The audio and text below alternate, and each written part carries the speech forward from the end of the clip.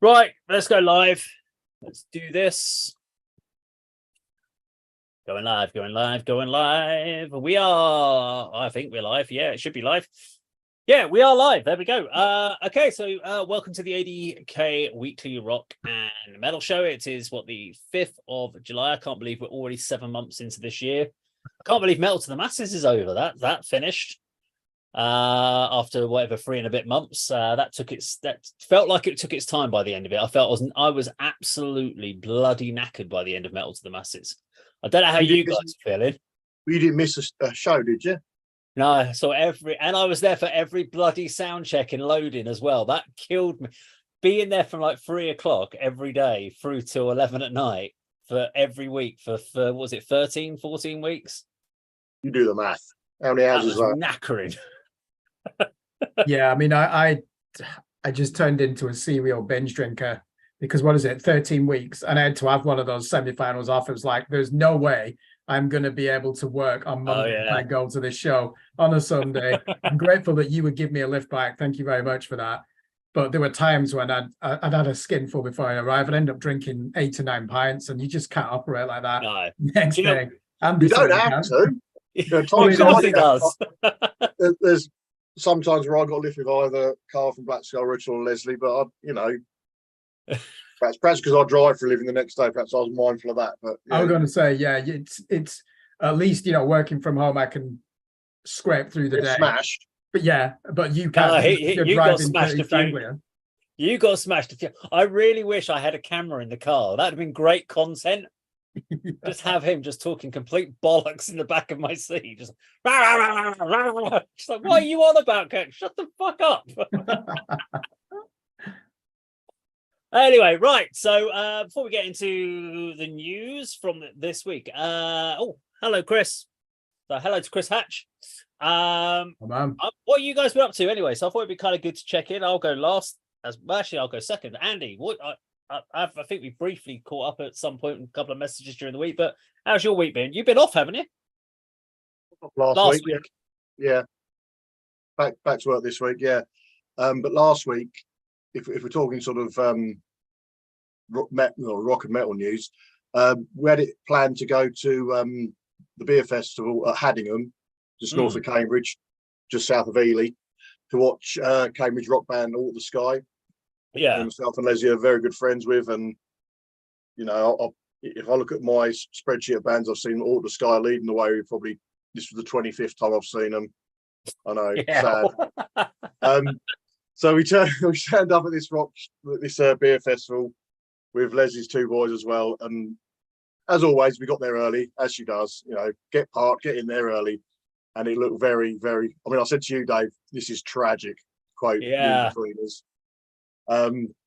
But yeah, it picked up. I mean, we were there 2 hours before All the Sky were due to play, and it's like you had to buy tokens to buy beers, and you had to buy a glass as part of your entrance fee, which you weren't planning on. If you didn't bring a glass, you had to buy one. So spent a bit of money before we even got through the gate.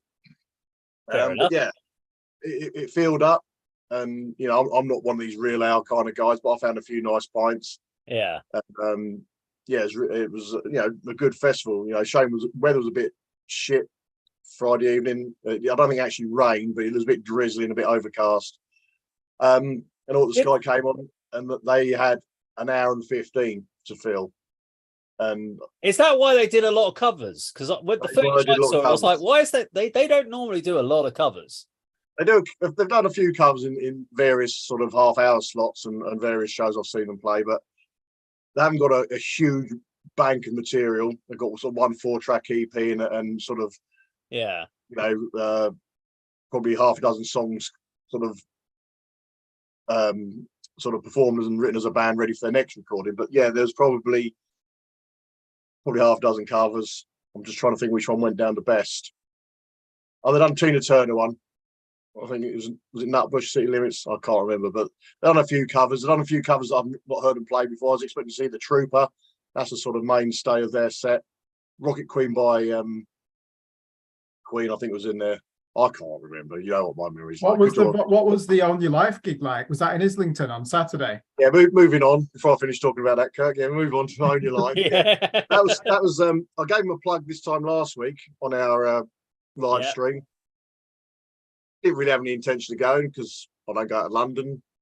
But they put a post up saying got some spare seats in our hire van. Anyone want to come along? So I messaged Chris, the guitarist, and said, yeah, I'm up for that.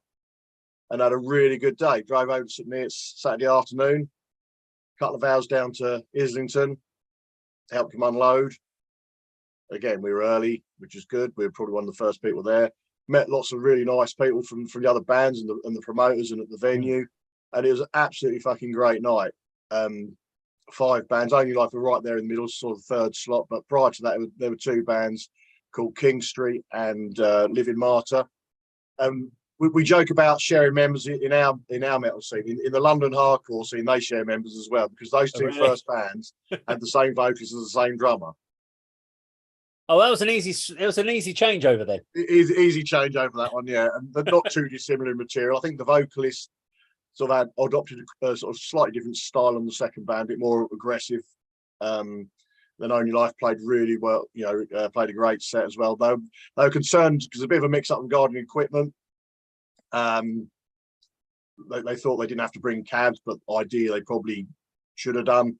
But they got round it and used what was there and put on a really good show. The great sound all night. Radioactive Rats were another band that came on after them. They were really good. But the highlight for me was the headliner's Ball Kick. You'll see from the video that Dave's put together from my footage that'll be released in about a week's time how good a show it was. Mental, lots of moshing, lots of spin kicks, lots of haymakers, whatever you call them. It's a small venue. It's very small. Yeah, I should have mentioned at the beginning. It's sort of looks like a regular pub, quite a nice pub with food available and seats and. So it's in the basement still, isn't it? Hope and Anchor. All sorts of people there, and you go down the stairs into the basement, and it is really small. Air conditioned, which was a nice touch. I thought, otherwise it'd been sweltering and very uncomfortable. But yeah, great little venue. It wasn't packed to the rafters, but it was a decent crowd in there, and we all had a thoroughly enjoyable evening. I say Ball Kick absolutely smashed it. One of my new favourite band at the moment. I listened to their EPs over and over again this week. But yeah, I'm not really into my UK hardcore, but I have got into it sort of in the last year or so. But they were a quality band who I recommend you check out, especially live if you get the chance. Okay. Kirk, what's your week been up to, mate? Oh, now that Metal to the Masses has finished, I've gone back to do my long countryside walks on a Sunday. So I managed to do a 7.5-hour walk from Stevenage to Hertford. Deliberately went round all the villages. I can actually do it in 5 hours, but I just thought I want a long one. Load up my phone with Deezer, the albums for the week ahead that I'm going to be reviewing, and then put some cans of beer in my rucksack. And then when I got to Hertfordshire, I went to Wetherspoons. I was craving a plate of chicken wings. Had that, got a bit smashed on the way back, and ended up having 9 pints on that Sunday. I need to stop doing this, but you've got to stop doing this, mate. But yeah, this week I'm looking forward. I've got an interview with one of my favorite bands, Veil of Maya, big name in progressive metal. So I'm aiming to do one interview for our channel and then another one for Scream Blast Repeat. Try and get as much content as possible out of this. Always a good idea, yeah. Got to make the most of it. But yeah, everything's okay here. Just do you know, there weren't that many great albums out this week. I might not even do an album of the week for Scream Blast Repeat. There's nothing that stands out. Yeah, I've the only big release is that one from Static Abyss. Andy, you'll know it because it's got Chris Reifert from Autopsy. It's his Death Doom band. Their new album came out on Friday, but nothing really stands out this week for me. Yeah, I checked out their first album, Labyrinth or something. There's a lot of Chris Reifert's projects just feel they're maybe like throwaway Autopsy riffs. I wasn't blown away by it, but it was okay. Yeah, I enjoyed that. You'll concentrate on Autopsy, in my opinion. Okay. And another point before we move on, you must be the only Deezer customer in the whole world at the moment, right? I don't know anyone. I mean, I tried it when it first came out. You got a few free trials, and it was okay. Works as well as anything else, but You go with the masses, don't you? So on Spotify. I don't like giving my money to monopolies. Sometimes you can't avoid it. Look at Amazon if you're ever buying DVDs in Dave's case or CDs in my case. But yeah, I mean, they're a French company. Obviously, Spotify is now global, but it started in Sweden. Does anyone dislike Sweden? It's one of the great countries on earth. But I think I fell into it like you. I took them up on the free offer. I just thought, you know, this library is excellent. I can get everything I want. So I've stuck with it. I mean, yeah, I guess there is an element of, hey, I use Deezer, but I don't think I'm doing that to be cool, as you just pointed out there. No, who uses Deezer other than Kirk? Dave, what do you use then? Spotify? I don't. If I have to use Spotify, I will. But generally, if an album's been put out, I'll find a digital download and I'll buy it. And if it's shit, if it's a band, I don't care if it's a band I like. I'm like, or no, I'm like, nah. Am I going to spend a couple of quid on it? Nah, I don't know. But if I can get a digital download for a couple of quid, I'll be like, yeah, I'll just buy the album. And then I've got it, and I can take it in the car. I don't have to worry about like, oh, great. Like when I'm working in a lot of places that I work, I have really bad internet.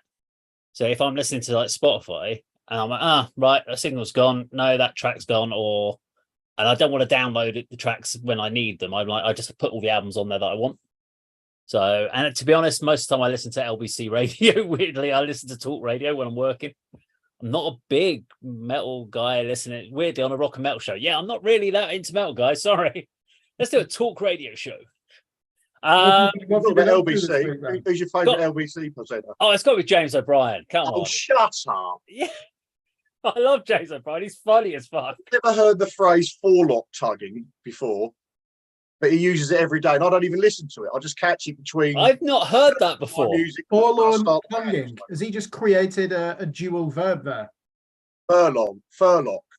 No, forelock. Sorry, forelock tugging. As in, I've never heard him say that. It means, tugging, as in tugging. Oh, okay. No, never heard him say that. Very, very opinionated. I like Nick Ferrari, and that's about. I listen. I do like Nick Ferrari as well. I tend to have that and Sheila Fogarty I listen to in the afterwards. So I have all three of them throughout the whole day. Anyway, we've gone on to LBC Radio. What have I been up to this week? I've been busy as always.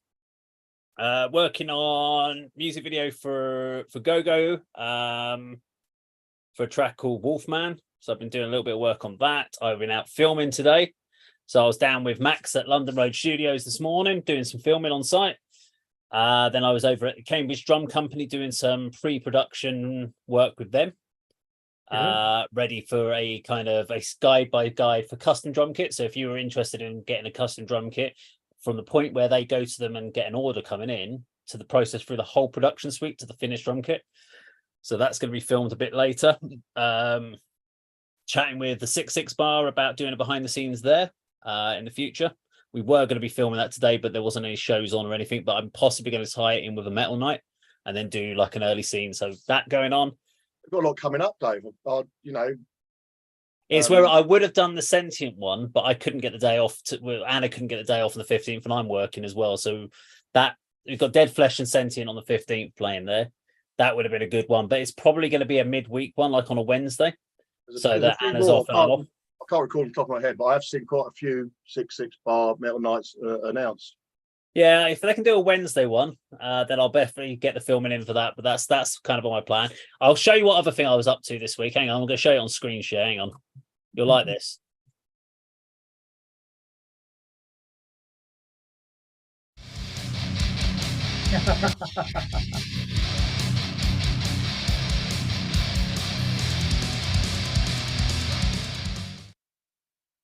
Yeah, so there you go.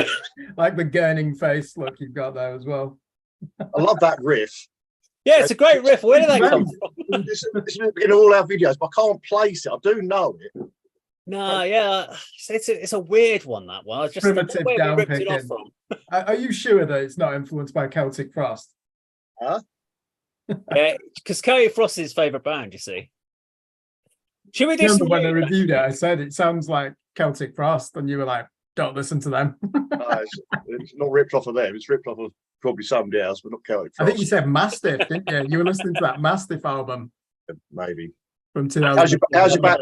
Two questions for you, Dave, before we move on. How's your back, and who's Go-Go? Because I was got excited for a moment there, because she's there's a person called Go-Go, who's the lead singer of a funeral doom band called Ionian Sorrow, but it's not. Okay. Certainly not In answer to the first question, my back is a little bit better. I can move around, but it's still fucked. And I don't know how. Still going to London though. Huh? Still going to Camden on Sunday. Yeah, still doing that. I mean, I was out today. I was doing I was out and about all day today, but my back's now hurting a bit because of the walking around a lot today around heritage sites that I was doing today. Cool.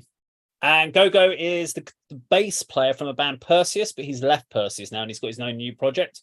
But he approached me, so that's we did the interview with Perseus early part of this year. So there's that going on. And obviously we've still also been this week finished the drum tracking for Telescribe. So all 8 tracks are finished on that. We've got one cover song that I've got to do some drum tracking on because that's been a newish one that's come along. But they're working up. Yusuf and Mike are currently working on the guitar riffs on that one. So once that's done, I can then relook at the drums. But yeah, generally we're in a good place from Teller's point of view. So yeah, all pretty good. But we've got a little bit of news, not a huge amount. So going through the kind of rock and metal press, the only kind of things I had that came up, which I thought was kind of an interesting one, is so Corey Taylor. Oh, what a surprise! Corey Taylor in the news. In the news, but there's always something in there. Like he's sort of saying that he's got like another 10 years or whatever, 5 years of playing in Slipknot, whatever it was. I wasn't that worried about that. The one that I felt was interesting is that currently, so Stone Sour hasn't been done anything in about 3 years now.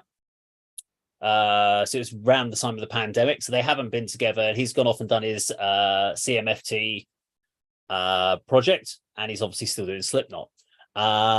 But he feels that he won't go back to doing the Stone Sour thing as it's there.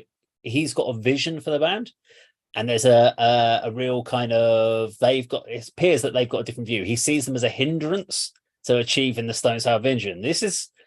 And Stone Sour is a very big band. It may not be Slipknot, but it ain't far off as far as the opinion of a lot of people. And he just seems to have ditched this to one side and Stone Sour can't go off and just get another vocalist in and move on. So I just thought this was quite an interesting one where you hear about differences of opinions in bands in a lot of the smaller bands and why things break up.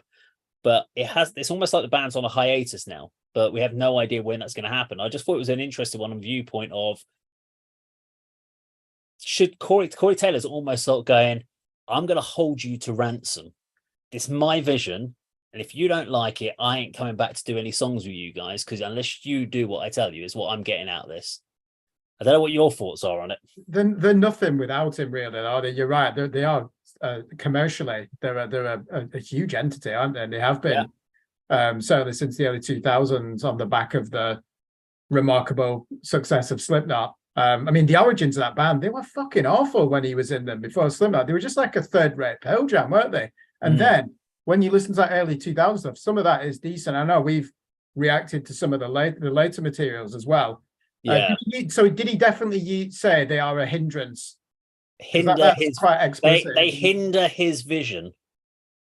They are a hindrance to his vision. And that to me is something where you're like, that's almost a dictatorship of a singer. He is holding that band to ransom here.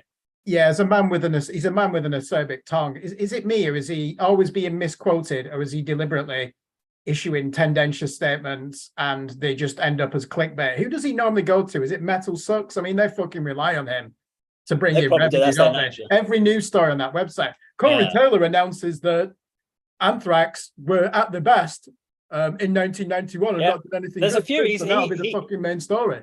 And he's appeared multiple times this week. So the other one that he came out with was the next CMFT album, which is Corey motherfucking Taylor, is what that stands for. Then, I know he loves that band name.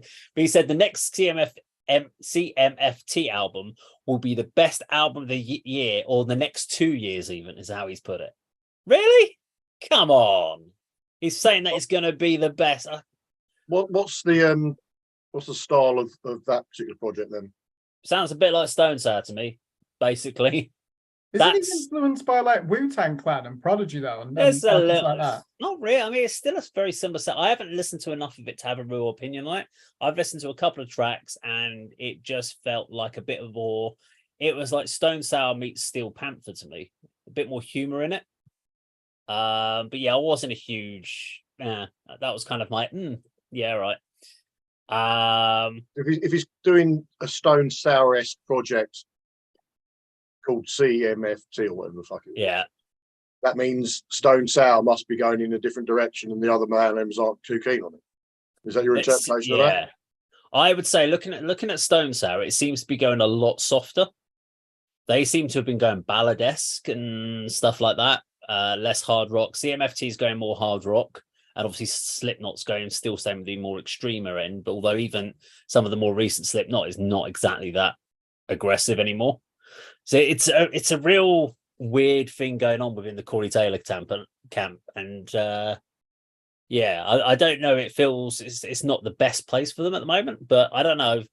Be interested to see what anyone else's opinions are in the comments about Corey Taylor and his hindrance of Stone Sour. Wolfgang Van Halen. He came out today, this week, and this has been a topic that a lot of people have come up because of bands like Falling in Reverse and stuff like that. And he's come out and said, if your laptop goes down, you should still be able to play your songs. And I think we all agree that there are some, because there's been a couple, I think it is Falling in Reverse who had the issue where because their laptops didn't make it on the flight or were stolen, they were like, well, we can't put on the show. We can't play the gig because we have so much of our tracks and layers of samples and layers of orchestration and backing vocals are all on this that we can't give you a show. And I think that's one of the things that is a worry at this stage, is when you get to that point, if you can't even play the songs into a good standard without it, you've gone too far with that laptop. I don't know what you think on it. Andy, any ideas? Music. If you're a band like Kraftwerk, then you are going to rely on that, aren't you, for yourself? Even Depeche Mode, Pet Shop Boys, bands like that, if they don't have a live drummer, even in the 80s, they would have a backing tape that's now evolved into a laptop. Kraftwerk, probably 20% of its live. When you go and watch them, it's still an amazing show. In metal, definitely a lot more controversial. Andy, what do you think? Yeah, I agree with Dave. I mean, the sort of accessories and additional material that's on a laptop or backing track or samples or whatever you want to call it, if it overtakes the construction and the format of the song, that it's unrecognizable without the the electronic additions, then you've taken it too far. Yes, if you having to perform without certain elements like backing tracks and samples. I mean, I don't know this particular band, but if you can't play a recognized version of your material without these additional layers of sound and samples and whatever, then you've brought too much of that into your material, because you're paying the price then for not having them there. And is it doing the fans a disservice if a vast chunk of that song is not created by the musicians on stage, and they made a decision that, well, we can't perform because that big chunk's not there? That's coming up short, Because I'm thinking giving something back to your fans. Because I think Sleep Token use some sort of laptops and stuff. I don't know enough about them, but listening to their stuff, there feels like there's enough layers in there that would be impossible to do from a pure physical playing without having a massive string orchestra behind you. So they're in a similar boat where it's become, the laptop effectively has become another instrument for a lot of bands. But I kind of feel that it's just one more thing that can fuck up, really, when you on stage. And I can't think of examples, but there's certain pieces of music and albums and bands I like where they can't possibly replicate that live. They might be able to do a version of it, but not replicate it exactly as on the recording. But they don't play it, do they? They don't play those songs live. They are recorded. Exactly. Yeah. You make your set accordingly. There are. I wish I could give an example, but there are sort of artists that come out and said, we can't play this live because there's so many elements. Whether it's an orchestra or strings accompaniment that you can't physically or not financially viable to get that on the stage with you, then they, as you say, they'll either use backing tracks. If they lose their laptops, they won't be doing it, or they make their set up accordingly without that particular piece. I mean, I don't know if either of you are familiar with Bell Witch, a duo from America. Their 83-minute song album, rather, Mirror Reaper. That's got so many elements, but that was performed live with just the two of them, with an additional vocalist coming in for a middle section, and it was like note perfect to the recording.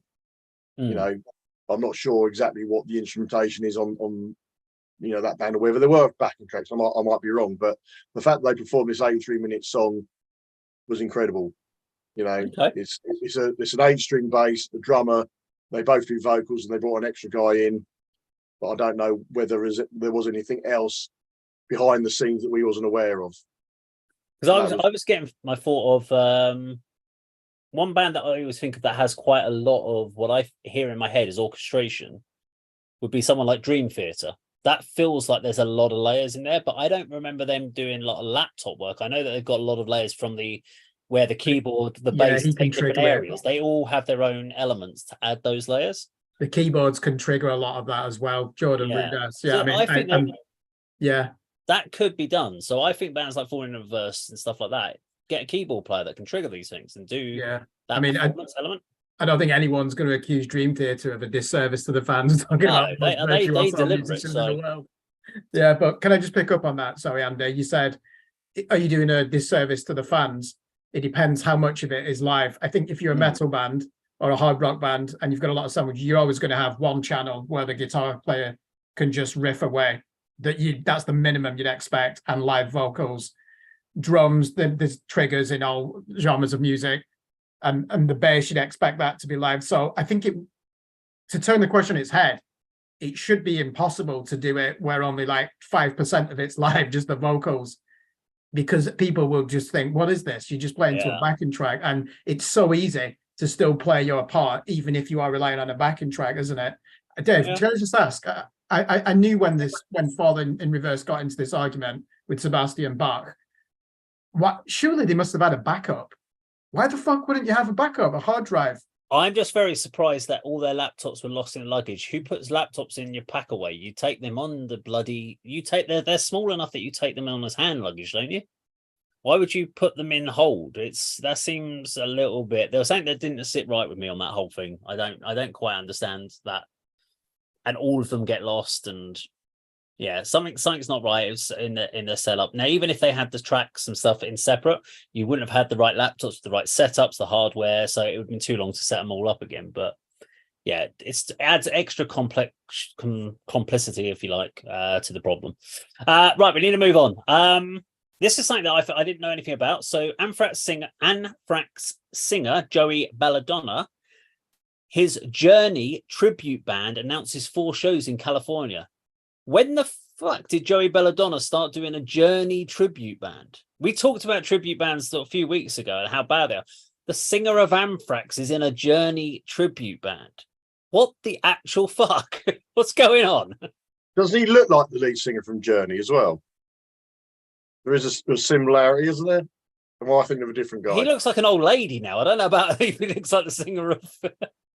He's getting on a bit, Joey, old boy. I know he is. Yeah, no, I've heard this one. So I'm just sitting there because can you imagine Joey Belladonna singing "Don't Stop Believing"? I mean, come on. Yeah, I can. His voice is perfect for that. Oh, it's like, come on, you're in Anthrax and you're going off and doing a tribute band to Journey. Really? There are examples of this. Huh?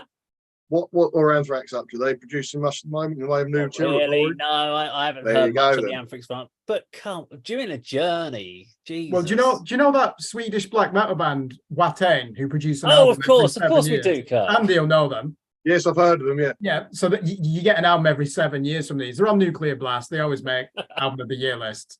The singer from that is also in a Motorhead tribute band. So someone as evil as him.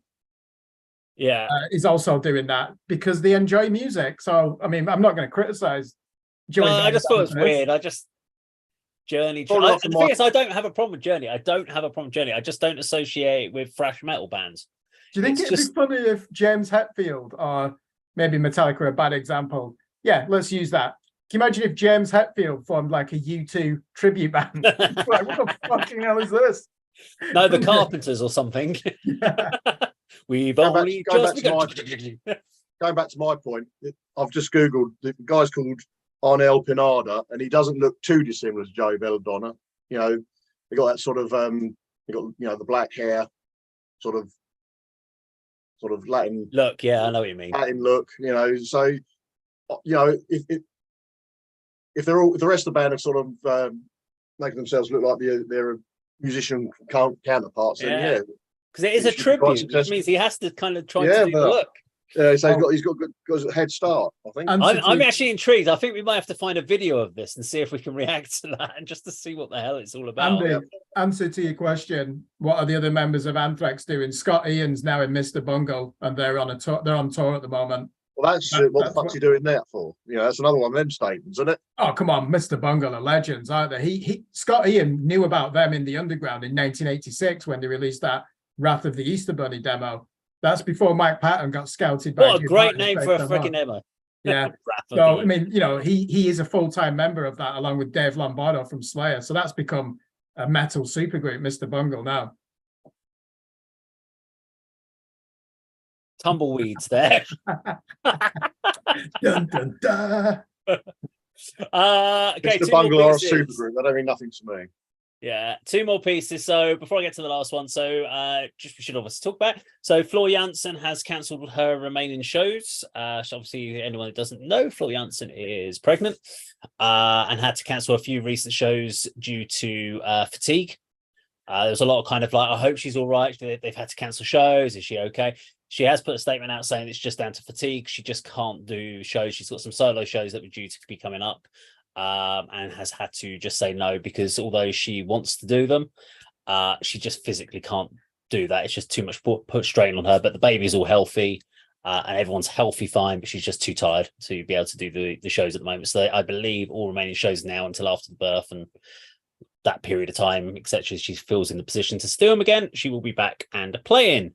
So I've seen some photos and videos lately. She looked quite well gone in her pregnancy. Yeah. So how far along is she at the moment? Do you know? I don't know, but she can't. It can't be long. She's quite significant. She is significantly far along. Yeah.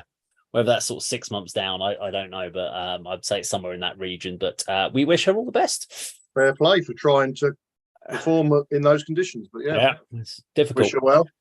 And Dave Mustaine is another person that tends to appear in the news. We either have David Mustaine and Dave Ellison going on and back and forth about who was right, who was wrong. But I skipped all those comments. My favorite one was the headline from Dave Mustaine's Megadeths. We've never been a band that was strong in the singing department. Wow, he's admitted it. You're a shit singer, Dave. Sorry, mate, but you are. He was never the best. I have to be honest. Dave Mustaine's singing was probably the strongest as far as tonality in the Countdown and Euthanasia era. And even when he was getting into things like Cryptic Writings and Risk, where he went a bit softer and more poppy, he had a warmer tone to his voice. Definitely. Yeah, he was good. And then he was actually not bad. On Euthanasia, like Train of Consequences, A Tout Le Monde, it was clear tone, a little bit nasally, but generally pretty good singing. And then listening to the last few albums, I'm just like, this is awful. Watching the live performances, I couldn't watch a live performance of Megadeth anymore. And whenever I've challenged Megadeth fans on this, they're like, yeah, but you don't go there for the singing. It's their guitar playing. I'm like, oh, shut up. No, come on. Yeah, they write choruses. Stop giving excuses. This is the point where they either, if you get it, you either want Dave Mustaine to almost take a break, maybe spend some time working on his voice. He's at that age where it needs a lot more work. He needs to strengthen, maybe play less shows. I don't think you could ever get away with bringing another singer in to help support that, because it just wouldn't be Megadeth at that point. You've got to have it, but I think he's probably still does too many shows and needs that time to take a step back. I can't believe Megadeth fans say you don't go for the vocals. I mean, if you're a Megadeth there's a fan, lot that do. If you like Megadeth, well, if you like any band, it's the whole thing. I mean, mainly it's going to be the guitars and vocals, but I don't like a band where I don't like the vocalist or the guitar sounds rubbish. It's got to be both of those to be a band I like, and certainly pay however many hundreds of dollars it is to see Megadeth play live. But it's also, they say, oh yeah, but you got to remember, he's been doing this for years. He's a lot older, so you've got to give him that break. I'm like, no, I don't.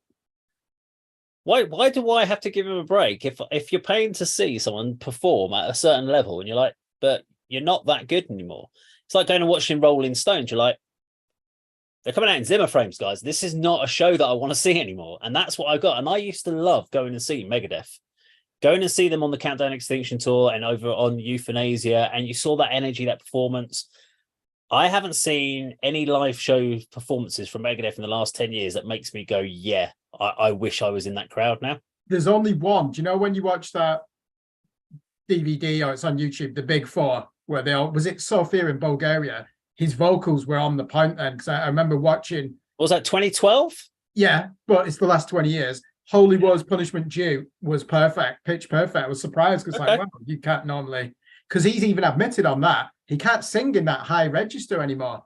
So that's why I actually think his vocals on the 2016 album, Dystopia, are quite good because they're a lot gruffer and lower in range. So I didn't actually, and also yeah, I thought Super Collider wasn't bad. I just, the last album, I don't know what it was on the last album. I think he lost the plot completely on it. There was just. Can you imagine if someone who likes Morrissey said, you know, and people pointed out, well, he's changed his political convictions. Some of his lyrics are probably a bit more controversial now. It's like someone said, oh, you don't go to watch Morrissey for the lyrics. It's like, what the fuck? Of course you do. That's why you listen to that music. True. Well, there you go. That's about it from the world of rock and metal. There is really not a lot. The stuff that they come out with is a bit feudy, or it's like Motley Crue playing at Wembley. Yeah. I'm like, I don't really care. I'm not really that interested. It's not interesting. Can you see the comments from where you are? Because Chris from Only Life has interacted a few times about the things we've been talking about. Yeah. So we've had Madness have played there. Would you believe it? Which I believe is 6-6 bar.